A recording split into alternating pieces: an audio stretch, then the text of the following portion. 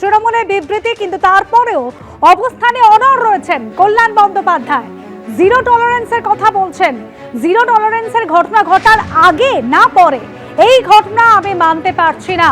যতই গালিগালাজ করুন, আমি প্রতিবাদ করবই। নিরাপত্তার কথা বলছেন, নেতাদেরই তো নিরাপত্তা দেওয়া উচিত। রক্ষকই যদি ভক্ষক হয় তাহলে কি হবে? এমনই মন্তব্য সাংসদ কল্যাণ বন্দ্যোপাধ্যায়।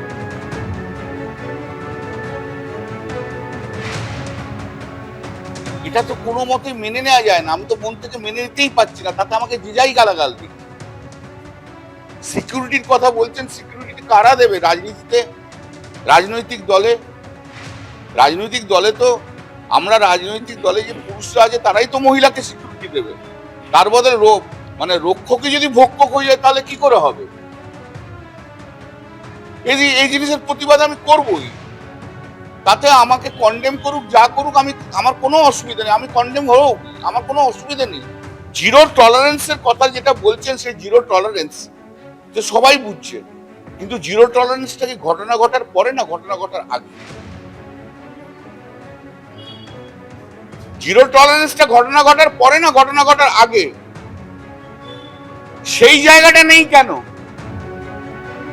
25শে জুন ছাত্রীকে নারকীয় গণধর্ষণের ঘটনা, আর তারপর শুক্রবার কসবা কাণ্ড নিয়ে ঠিক কি বলেছিলেন কল্যাণ বন্দ্যোপাধ্যায়, শুনুন। মানসিকতার পরিবর্তন যতক্ষণ না হবে ততক্ষণ হবে না। এটাকে কোনো আইন চাপা দিয়ে, আইন দিয়ে, পুলিশ দিয়ে এ করে হবে না। এটা মানসিকতার পরিবর্তন থাকতে হবে। পরিবর্তন চাই, মানসিকতার পরিবর্তন প্রতিদিন প্রতি জায়গায়।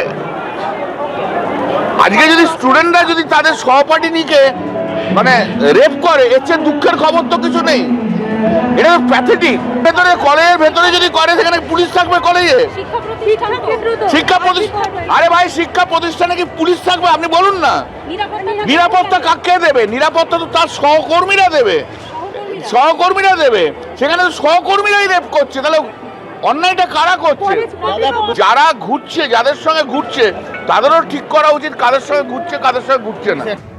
আর কসবায় আইন কলেজে গণধর্ষণ কাণ্ডে মদন মিত্রের মন্তব্যে সমালোচনার ঝড়। একা না গেলে এমন ঘটনা ঘটতো না। ওই ছাত্রী ওদের চিনতেন, জানতেন। কলেজ বন্ধ, কেউ নেই, পথ পাইয়ে দেওয়া হবে বলে গেলেন কেন?